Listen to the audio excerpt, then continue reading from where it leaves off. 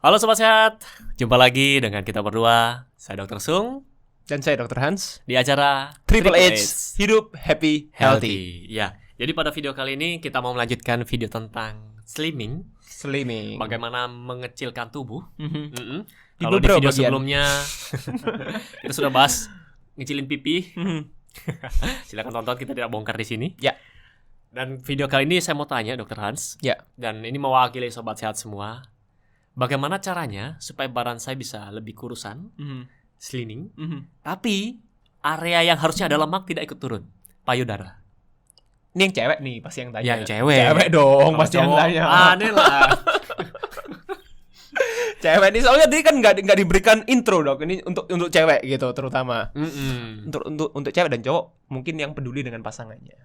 Bisa jadi. Bisa jadi. Bisa jadi Khususnya dong. sudah punya pasangan. Iya, iya. Oke, caranya gimana dok? Caranya gimana? Sebetulnya ini merupakan permasalahan yang cukup banyak terjadi dok ya. Bahkan saya bilang mungkin kalau saya kemarin sempat bahas di Instagram saya juga. Ya, sempat bahas Instagram saya juga dan ini juga rame juga jelas dok. Kalau masalahnya begitu-begitu, masalah-masalah yang sekarang sudah tidak tabu lagi ya. Jadi kan hal seperti ini kan sekarang sudah tidak tabu lagi dan menurut saya juga penting untuk dibahas gitu loh. Karena semakin kita terbuka terhadap hal-hal yang seperti ini, sebenarnya ini semakin baik dok gitu. Pemikiran yang terbuka ya. Iya, pemikiran. Bukan pakaiannya. Oke. Perlu diperjelas ya. Karena gini, ini permasalahan yang bisa dibilang dialami oleh hampir semua wanita gitu ya, hampir semua wanita. Karena saya bilang apa? Karena yang namanya payudara itu 75%-nya isinya adalah lemak. Gitu loh. Jadi ketika para wanita ini melakukan diet ya, otomatis ya, apalagi diet yang ekstrim. Yep. Ini yang selalu saya underline ya. Ini yang selalu saya underline. Diet yang dalam arti meresikokan ukuran payudara itu adalah diet yang ekstrim. Yang pertama. Gitu. Jadi diet yang ekstrim itu yang gimana, Dok? Diet yang ekstrim itu diet yang turun dalam jumlah yang banyak dalam waktu periode yang singkat. Turun dalam jumlah yang banyak dalam waktu periode yang singkat. Gitu. Mintanya cepat turun. Minta cepat turun gitu. Nah. Jadi kan orang biasanya kan, oh dok saya pengen turun yang cepat, 2 minggu bisa turun 10 kilo kayak gitu misalnya. Nah itu kan orang-orang yang mungkin mereka kejar jam tayang. Betul. Kejar target gitu. Nah biasanya itu mau nikah dok. Mau nikah gitu, mau kondangan gitu ya, mau ada acara anniversary or whatever, mau wisuda atau apapun gitu. Nah di diet seperti ini yang sebetulnya merisikokan gitu. Karena apa? Karena tubuh kita ini kan begitu kita cut the calories off, ya, cut the calories off langsung banyak gitu ya. Tubuh ini kan bingung, ya kan? Dia bingung mencari dalam arti sumber energi yang lain, ya, yang tubuh ini akan menggunakan lemak di dalam tubuh kita dong. Dan otomatis tubuh akan mencari lemak di bagian yang paling banyak. That's normal. Itu kan normal gitu loh, dalam arti yang mana yang tersedia itu yang diambil. Gitu. Dan tadi saya bilang apa? 75% ya. Terdiri dari lemak payudaranya wanita. Itu yang akan juga berisiko untuk diambil oleh tubuh kita pada waktu dia kekurangan energi. Gitu. Jadi ini yang saya tidak sarankan. Gimana caranya supaya payudaranya ikut? Dia jangan turunnya jangan cepat-cepat. Itu yang pertama. Jadi dietnya jangan ekstrim. Jangan ekstrim diet gitu ya. Meskipun jangan lakukan diet ekstrim. Yes, itu yang pertama. Gitu. Jadi diet yang penurunannya drastis dalam waktu yang singkat. Itu adalah tips yang pertama. Kalau kayak gitu dok, pasti akan muncul pertanyaan. Sebaiknya saya turun berapa kilo dalam waktu sebulan? Normalnya untuk berapa kilo saya biasanya selalu bilang range-nya antara 5-6% per bulan. 5-6% per bulan. Ya, 5-6% per bulan itu adalah penurunan berat badan yang ideal. Gitu. Jadi bukan ngomong berapa kilo ya, karena orang yang beratnya 80 dan 50 pasti penurunannya pasti berbeda. Gitu. Jadi saya selalu bilang karena ada yang banding-bandingin dengan temannya. Teman saya dok habis minum obat itu dok bisa turun 10 kilo sebulan. Temennya triple digit padahal beratnya. Iya, sudah lebih dari 100 kilo ya wajar. Anda gitu. 60 kilo minta turun 10 kilo dalam 1 bulan. Karena biasanya itu juga yang mempengaruhi juga ada berat air. Itu juga kenapa kok orang yang gemuk itu turunnya juga bisa cepat gitu. Karena yang namanya glikogen di dalam tubuhnya kita itu mengikat air. Jadi begitu glikogen kita keluar, otomatis berat air juga terflush. Ya, betul. Gitu. Itu yang menyebabkan kenapa kok pada waktu orang-orang yang beratnya itu udah tinggi, tinggi, udah berat banget gitu ya, udah triple digit gitu, udah 3 digit, biasanya mereka turunnya cepat karena mereka juga terflush airnya gitu, bersamaan dengan glikogennya. Glikogen itu cadangan gula dalam tubuh gitu. Tapi kalau kayak gitu, walaupun dia 3 digit dan terlalu cepat juga, kulitnya kan bergelambir. Betul. Banyak yang seperti itu. Yes, flabby skin. Biasanya saya bilang itu flabby skin, saggy gitu ya. Yes, jadi karena elastisitas kulitnya itu tidak terimbangi gitu ya. Jadi dia terlalu drastis, jadi tidak bisa mengimbangi penurunannya yang drastis itu. Betul. Gitu. Yang pertama tadi. Yang kedua adalah nutrisi yang tidak benar. Gitu. Nutrisi yang tidak benar, tidak cukup gitu ya, nutrisi yang kurang tepat gitu. Nah, kebanyakan karena orang yang waktu mereka itu mengurangi kalorinya, ya. Jadi one thing yang saya selalu bilang bahwa kalori itu berbeda dengan nutrisi, ya.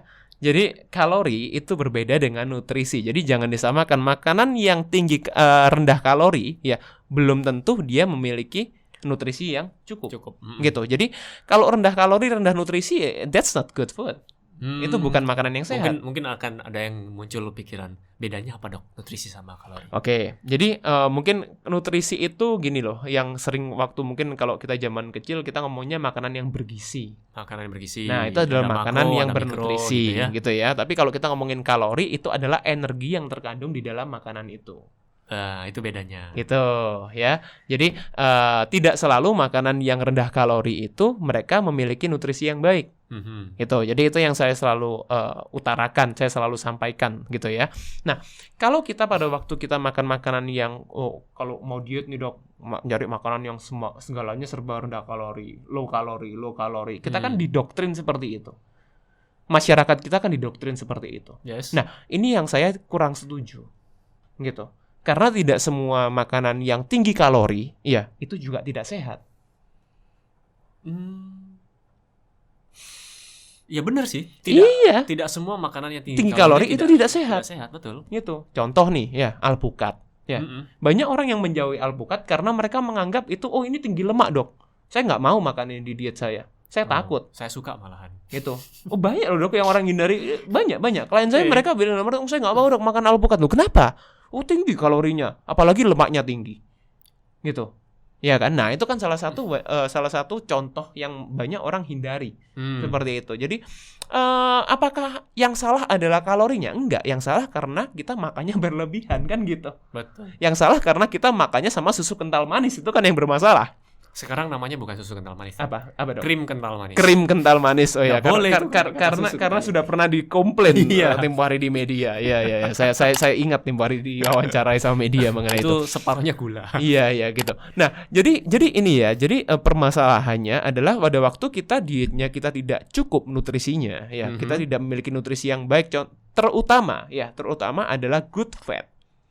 Good fat. Iya dong, ingat dong. Tadi kan kita kan ngomongnya 75% terdiri dari lemak. Ya, otomatis kita harus mereplace, ya kita harus menggantikan itu dengan lemak yang baik. Kan gitu, dengan lemak yang cukup. Betul. Gitu. Nah, good fat itu apa? Contohnya yang tadi saya bilang salah satunya adalah alpukat, kemudian salah duanya kacang-kacangan, ya biji-bijian, ikan laut, ya healthy oil.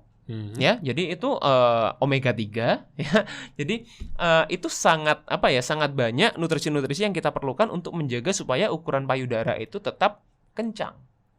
Gitu loh, tetap dalam arti tidak sampai pasti berefek. To be honest, saya bilang apakah bisa tetap sama dok ukurannya? Saya bilang tergantung, depends. Ya, depends. Karena tiap orang memiliki dalam arti sama seperti kita bilang mengenai lemak pipi yang waktu itu dalam arti orang itu kita tidak bisa memilih yang mana. Tapi at least tidak sampai turunnya drastis. Betul. Gitu. Ya.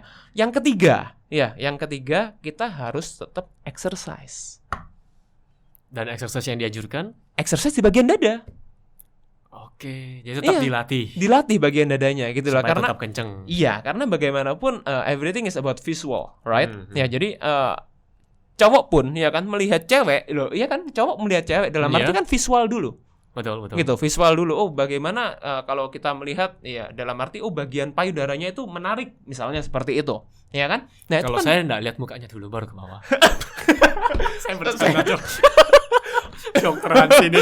Lihat itu dulu. Enggak, kan lihat itu kan overall dong. Overall. Pastinya kan kita kan diberikan mata untuk melihat kan. Siap. Seperti itu. Ya kan, otomatis kan kalau kita punya mata ya kalau melihat ya pasti dong gitu. Nah, jadi kan kita melihat itu kan visual dulu ya kan. Kalau dia itu bentuknya itu indah gitu ya. Bentuknya itu indah itu. Kalau bentuknya indah, pengen ajak kenalan. Tolong videografer jangan diedit bagian ini. Aduh, lanjut. Ya, jadi itu juga berpengaruh terhadap bagaimana kita melatih gitu. Kita melatih bagian itu. Contohnya saya nggak mau ngajarin di sini ya. Mungkin teman-teman bisa melihat sendiri, bisa melihat Sobat Sehat bisa melihat banyak mungkin video sebut nama olahraganya atau nama latihan. Tutorial workout banyak sekali. Kita juga punya teman yang biasanya juga memberikan tips-tips ya, tips untuk ini ya, untuk workout bagian tertentu kayak gitu ya, per body part gitu ya. Biasanya olahraga yang saya sarankan adalah olahraga bagian pecs gitu ya, bagian pektoral gitu ya. Contohnya kalau cewek yang paling penting adalah pullover ya, pullover itu jadi dia untuk mengangkat bagian chest ya. Jadi mengangkat, jadi kan supaya tidak melorot. Nah, tidak melorot gitu ya. Tidak melorot kan harus diangkat gitu. Nah, salah satunya dengan pullover. Itu exercise-nya. Dengan pullover, kemudian dengan melatih otot bagian bagian atas juga. Jadi incline ya. Jadi incline bisa pakai dumbbell ya, incline dumbbell press, dumbbell fly kayak gitu. Jadi itu juga bisa mengencangkan ya. Jadi bisa incline push up juga. Jadi itu jadi tidak harus pakai yang beban, pakai yang body weight juga bisa juga, gitu. Jadi sebenarnya banyak banget. Jadi butterfly kayak gitu juga bisa. Itu juga mengencangkan bagian tengahnya gitu. Jadi mungkin kalau Sobat Sehat yang tidak aneh dengan istilah-istilah itu, karena kan banyak yang googling aja. Silakan di googling atau silakan di YouTube aja gitu. Jadi ini sebenarnya banyak sekali yang mengajarkan lah yang seperti itu gitu. Jadi itu adalah tips-tips bagaimana caranya supaya payudara itu tidak ikut mengecil atau bisa meminimalkan lah risikonya gitu. Tapi memang segala sesuatunya pasti akan ikut mengecil gitu. Apalagi dengan body fat yang semakin rendah. Itu we couldn't deny it gitu. We couldn't avoided it gitu. Kita nggak bisa menghindari itu ya. Memang itu body fat semakin rendah otomatis itu akan berpengaruh gitu. Jadi memang saya tidak menyarankan body fat yang terlalu rendah untuk cewek ya. Saya tidak menyarankan karena ya memang pasti akan berpengaruh ke situ gitu. Jadi kalau mau body fatnya ngejar body fat rendah banget, terus mau dalam arti itu tidak ikut mengecil, ya implan aja.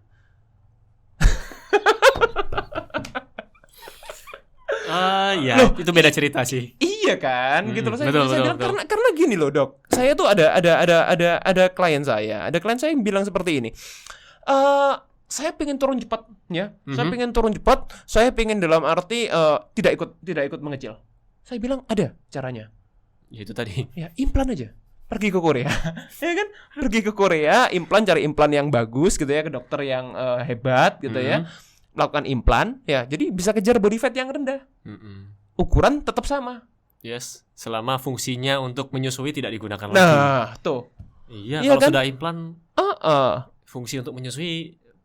Iya pasti. Kan dia nggak tahu ya kalau memang mereka punya metode yang lebih terkini, lebih terupdate. Saya nggak tahu. Saya bukan spesialis kita di sana, bukan ranah kita ngomong di sana. Tapi memang kalau saya dalam arti ditanya seperti itu ya bisa ya implan aja. Gitu. Itu adalah salah satu solusi yang ini ya, yang bisa diberikan kepada orang-orang yang mau seperti itu gitu. Tapi ya tentunya dengan budget yang lebih tinggi gitu. Oke, Dok. Kemudian ada tips lainnya? Tips lainnya. Jadi yang pertama kan jangan terlalu cepat dalam program. Jangan terlalu cepat, jangan diet ekstrim. Yang kedua nutrisinya harus baik. Yang ketiga exercise.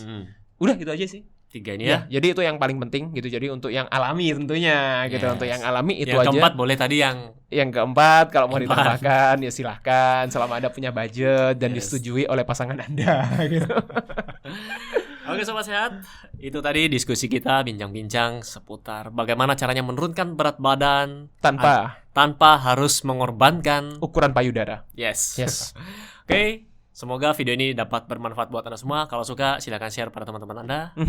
Dan sampai jumpa di video kita yang selanjutnya. Be happy, stay healthy. See you.